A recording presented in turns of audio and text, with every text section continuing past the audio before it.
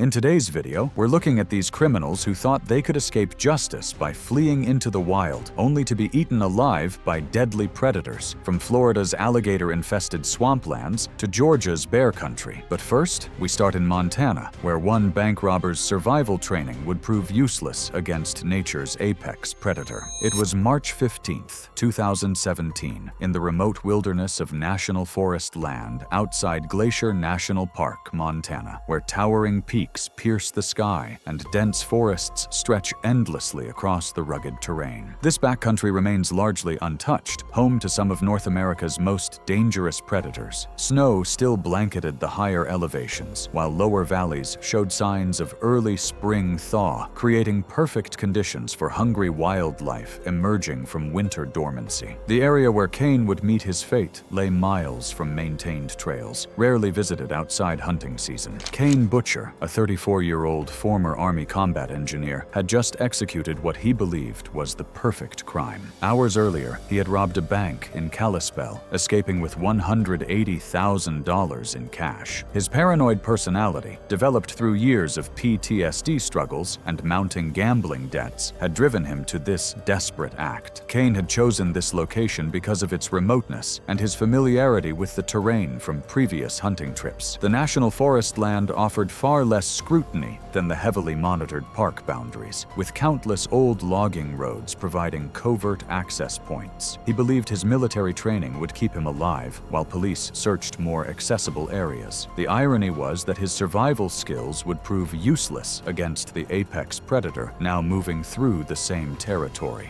Grizzly bears, weighing up to 600 pounds after emerging from hibernation with depleted fat reserves, rule these mountains with absolute authority. Spring emergence triggers an intense feeding drive as bears desperately seek calories. These massive predators possess an acute sense of smell that can detect food sources from miles away, and their unpredictable temperament makes any encounter potentially fatal. Kane established his camp in a secluded clearing, believing the dense canopy would hide him from police helicopters. His fatal mistake came when he stored the stolen cash in a cooler alongside raw meat he had taken during a gas station robbery. Blood from the meat packaging soaked through the cooler's interior and contaminated the cash and his backpack, while rendered fat smeared across his hands and surrounding gear. The combination of these powerful food scents created a deadly attraction. Meanwhile, law enforcement faced mounting complications. The bank robbery had occurred within the county jurisdiction, but Kane's escape route crossed into National Forest land, bringing in federal authorities. Sheriffs focused on highway checkpoints. The jurisdictional complexity slowed coordination. Early leads pointing toward the Canadian border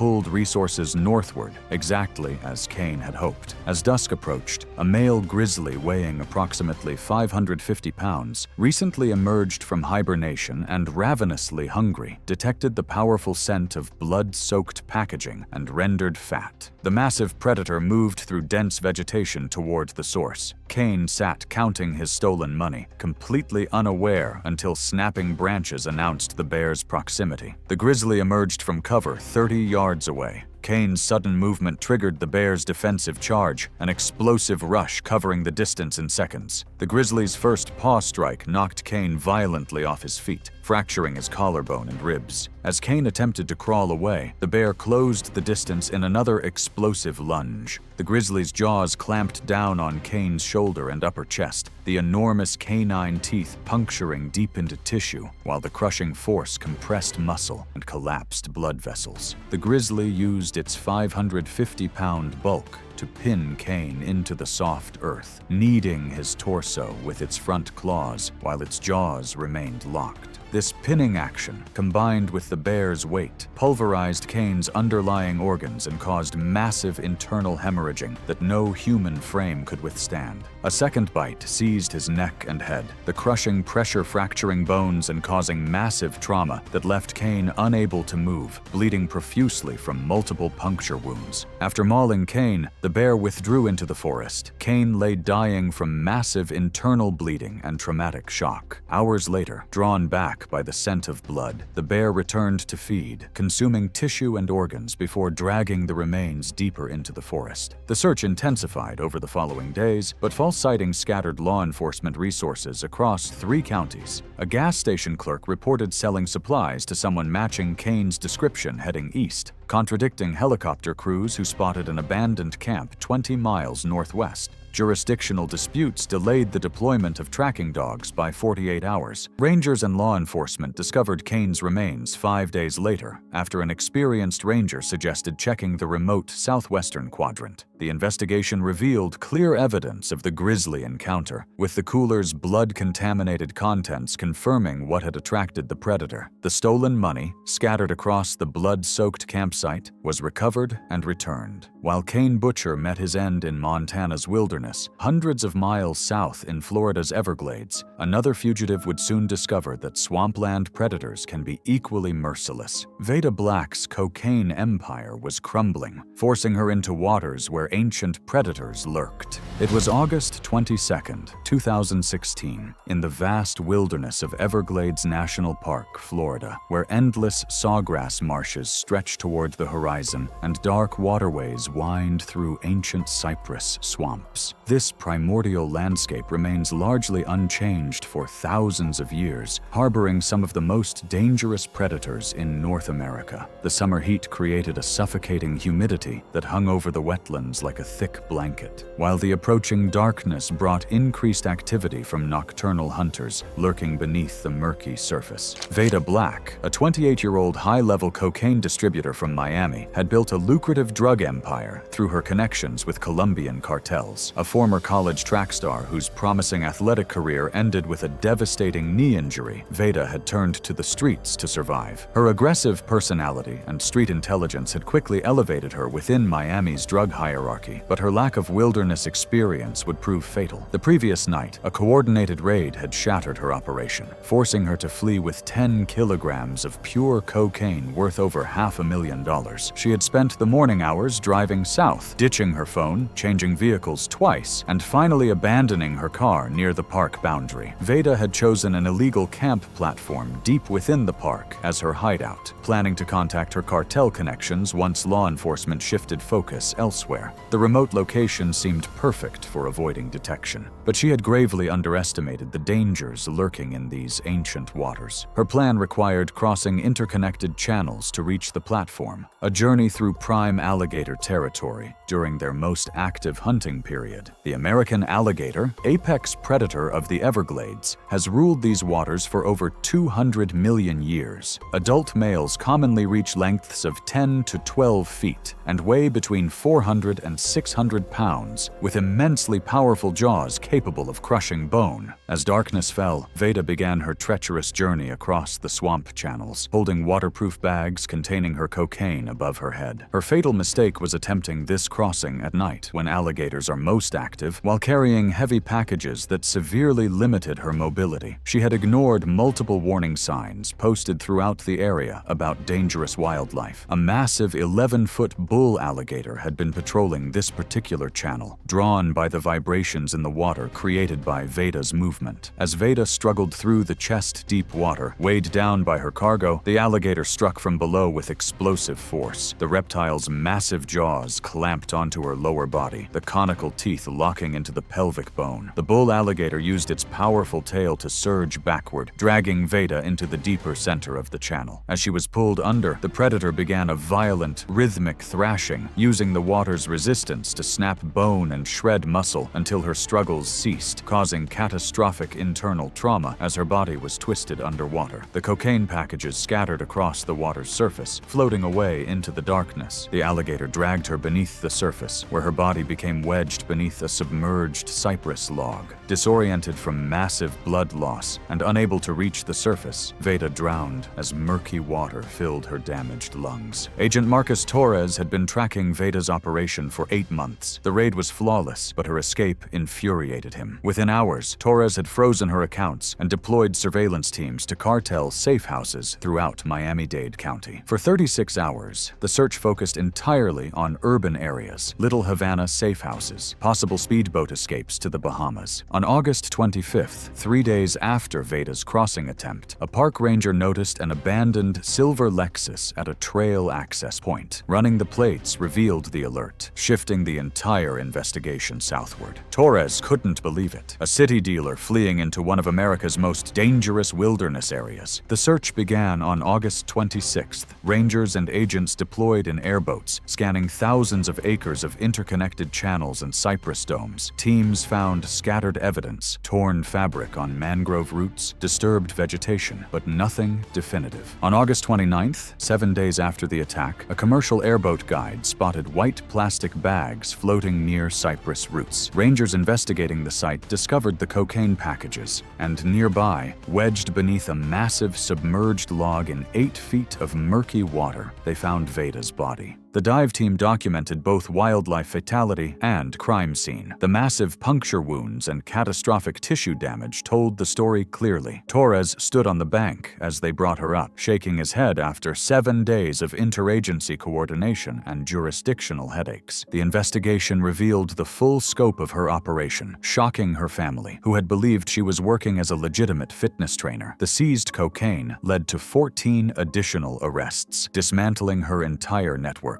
While Veda Black met her fate in Florida's treacherous waters, hundreds of miles north in Georgia's dense forests, another violent criminal would soon discover that even land-based predators can be equally unforgiving. It was November 8, 2015, in the dense wilderness of Chattahoochee National Forest in North Georgia, where ancient Appalachian mountains rise through thick canopies of oak, hickory, and mountain laurel. The rugged terrain stretches for hundreds of square miles. Late autumn had stripped most trees of their leaves, creating a carpet of brown and gold. Rocco Vane, a 31-year-old violent criminal with an extensive record of assault and armed robbery, had just committed his most heinous crime yet. The former auto mechanic from Atlanta had spent years in and out of prison. Hours earlier, his attempted carjacking in nearby Dahlonega had gone catastrophically wrong when the elderly victim resisted, resulting in the man's death during a brutal struggle. Police pursuit had forced Rocco to abandon the stolen vehicle after a high-speed chase ended in a crash along a mountain highway. Now he fled on foot into the vast forest. The manhunt began immediately, but the sprawling forest and fading daylight complicated search efforts. Sheriffs coordinated with state patrol and rangers, but jurisdictional boundaries created confusion. The crashed vehicle sat just inside county limits, while witness reports placed Rocco heading north toward Union County. Multiple agencies deployed teams to different sectors, spreading resources thin. Search teams followed his trail for hours, tracking broken branches and disturbed leaves, but as night fell, they lost the trail near a creek crossing. Rocco had waded downstream, obscuring his tracks. Searchers assumed he'd continued north toward Highway 60, directing focus away from the remote eastern wilderness where he'd actually traveled. Rocco's plan was simple: reach popular camping areas where he could overpower campers and steal their transportation. But his complete lack of wilderness knowledge left him unprepared. Dense undergrowth and unfamiliar terrain slowed his progress, forcing him to make excessive noise as he crashed through vegetation. The American black bear becomes extraordinarily dangerous when defending cubs. Adult females typically weigh between 200 to 300 pounds, but possess incredible strength. During late autumn, female bears with cubs become hyper-defensive as they prepare for winter denning, responding to any perceived threat with immediate, explosive violence. As Rocco pushed deeper into the forest the following day, exhausted and disoriented, he unknowingly entered the territory of a protective female black bear with 2 cubs. The 250-pound mother had been foraging with her offspring. The approaching sounds of Rocco's clumsy movement immediately triggered her protective instincts. Rocco's fatal mistake came when he stumbled directly into the bear's location, cutting off their escape route. The mother bear perceived his sudden appearance as a direct threat. She reacted with pure defensive fury. The female black bear charged from 20 feet away, covering the distance in under 2 seconds. She reared up and struck Rocco's head and upper body with devastating force. The first blow caught Rocco across the temple. The sheer momentum of the 250-pound mother bear slamming his head into the trunk of a nearby oak. The impact against the solid wood, combined with the bear's heavy paw, fractured his skull and sent him into immediate, dazed shock. Rocco collapsed as the second strike tore through his scalp,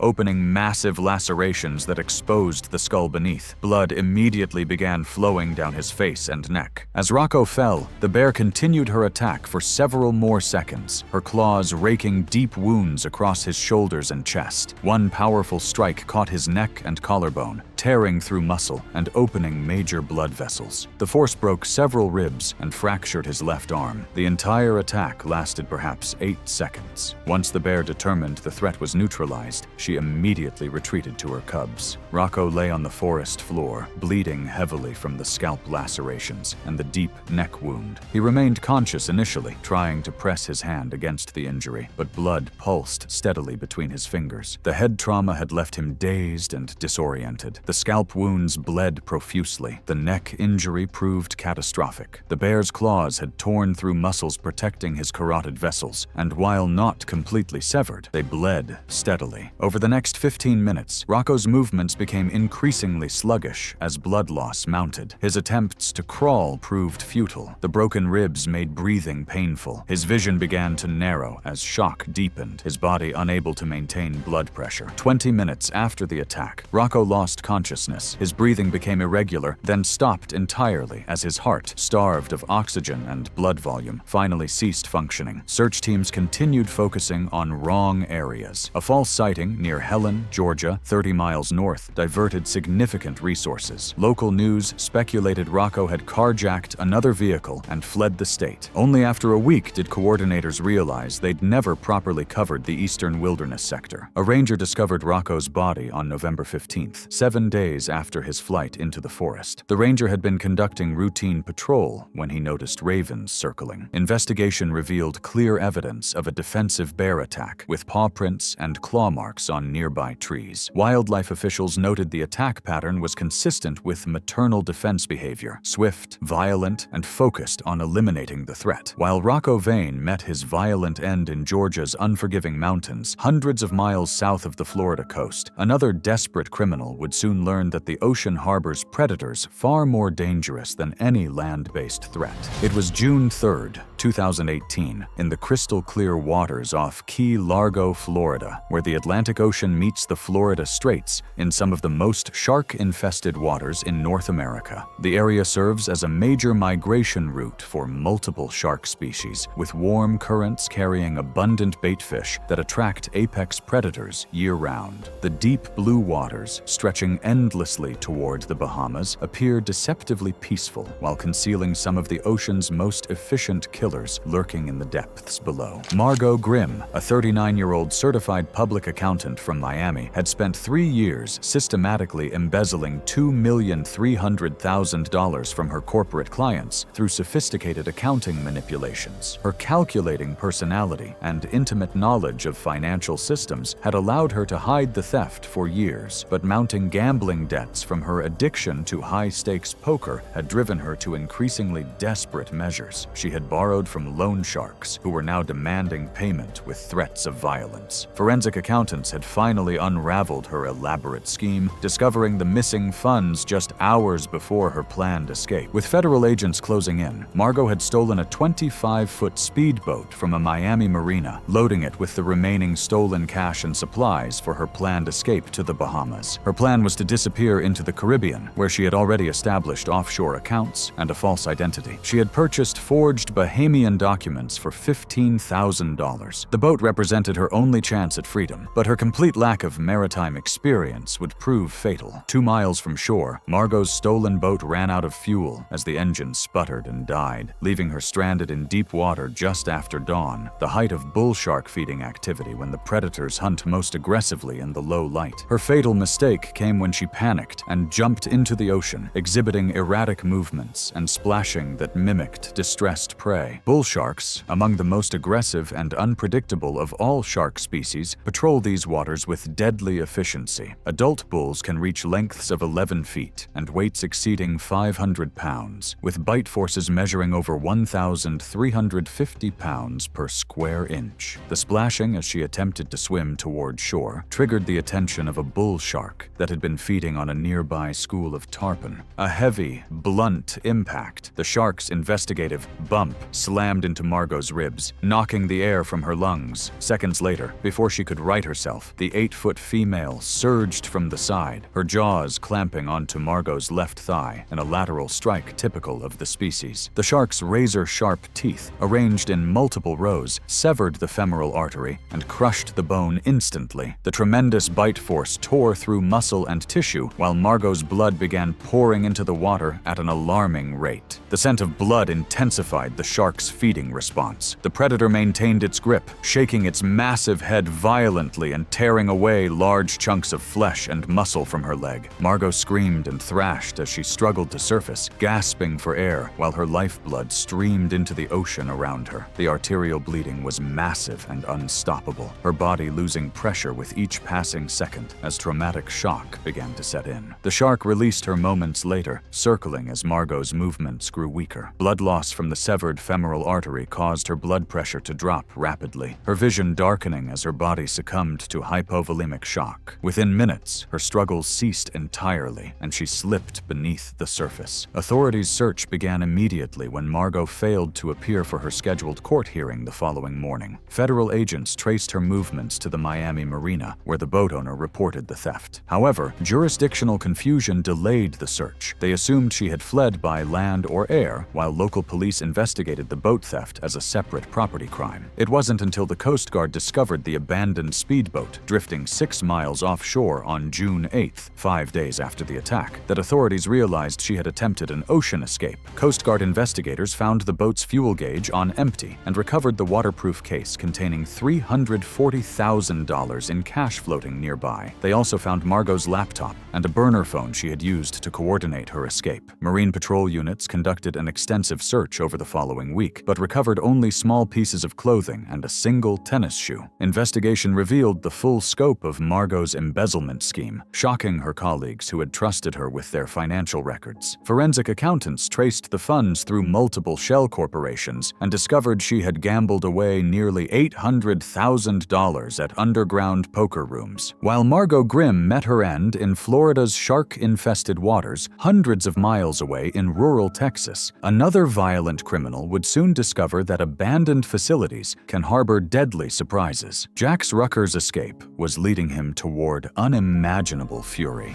It was September 14th, 2017, at a recently shuttered private exotic animal sanctuary in rural East Texas, where rusted fencing and crumbling concrete buildings stood as monuments to failed dreams and regulatory nightmares. The facility had housed dozens of illegally imported primates before being closed 6 weeks earlier by federal authorities for violations of the Endangered Species Act. Located 30 miles from the nearest town, the remote property had been abandoned when its owner fled prosecution. Jax Rucker, a 26-year-old serial kidnapper and human trafficker, had just escaped from a prison transport vehicle during a courthouse transfer in nearby Tyler. The former security guard had spent 2 years developing his network of victims, targeting vulnerable women through fake job advertisements before selling them to criminal organizations. His sadistic personality and complete lack of empathy had made him one of Texas's most wanted fugitives. Jax had chosen this abandoned facility as his hideout because he had previously worked there as maintenance staff, believing his familiarity with the layout would give him an advantage over pursuing law enforcement. However, his knowledge of the property was 3 years outdated, and he was unaware that several enclosures still contained their original inhabitants, 5 adult chimpanzees that remained on site due due to incomplete emergency evacuation protocols. Chimpanzees possess strength that significantly exceeds what their size would suggest. Adult males can weigh up to 150 pounds, but possess approximately 1.5 to 2 times the pulling strength of humans of comparable size, due primarily to their higher proportion of fast-twitch muscle fibers. They possess extremely powerful jaws capable of inflicting severe bone and tissue damage, while their long arms and opposable thumbs make them incredibly effective at grappling and tearing. When threatened or territorial, chimpanzees become extremely dangerous, using coordinated group attacks with overwhelming violence. As darkness fell, Jax broke into what he believed was an empty storage building. The structure actually housed the chimpanzee enclosure, where 5 adults had been surviving without proper feeding for 3 days. The moment Jax entered their territory, the hungry and agitated primates immediately perceived him as a threat. The 140-pound alpha male led the attack, followed quickly by the other 4 chimps. Jax's fatal mistake was entering through a maintenance door equipped with a fail-secure electromagnetic locking system. The facility's backup generator, still operational despite the closure, maintained power to critical safety systems. The mechanism engaged automatically when the door closed behind him, trapping him inside with the desperate animals. The alpha male struck first, grabbing Jax's right arm with both hands and biting down with crushing force. The chimp's powerful jaws applied tremendous pressure, fracturing the radius bone under the sustained force, while its teeth tore through muscle and severed major blood vessels. A second chimp attacked from behind, its long fingers gouging deep furrows across his face, while its thumbs pressed dangerously close to his eye sockets. 2 additional chimps joined the assault. One grabbed Jax's left leg,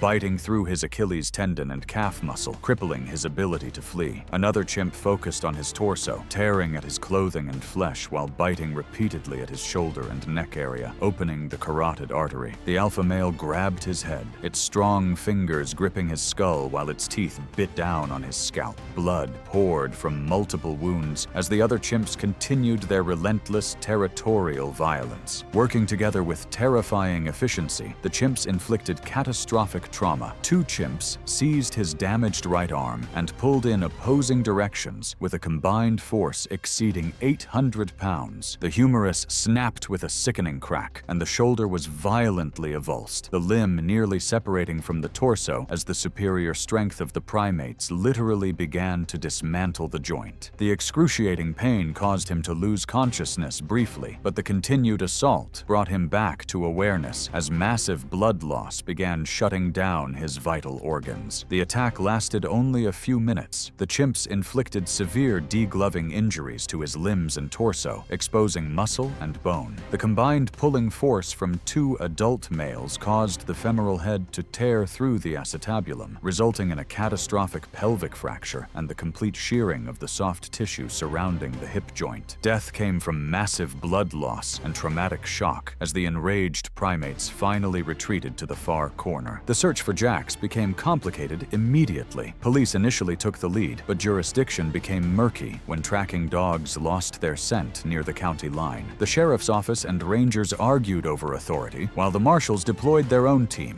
unfamiliar with the region's dense pine forests. For 3 days, search teams focused on a 20-mile radius around Tyler. Anonymous tips flooded the hotline. Jax spotted at a gas station in Longview, then at a motel near Kilgore, then hitchhiking toward Louisiana. Each lead consumed valuable time. The sanctuary wasn't flagged as a potential hideout until day 5, when a retired facility employee mentioned it during a television interview. By day 6, a joint task force had assembled, but bureaucratic delays in obtaining search warrants ate up another full day. The sanctuary's unclear ownership status, caught between federal seizure and bankruptcy proceedings, created legal complications. Heavy thunderstorms on day 7 made the unpaved access roads impassable, forcing teams to postpone inspection. Wildlife officials discovered Jax's remains on day 8. The investigation revealed the horrific abandonment at the facility and led to the immediate rescue of the surviving chimpanzees. Jax's criminal network was subsequently dismantled through evidence found at the scene. Thanks for watching. Want to see more? Click on your screen now.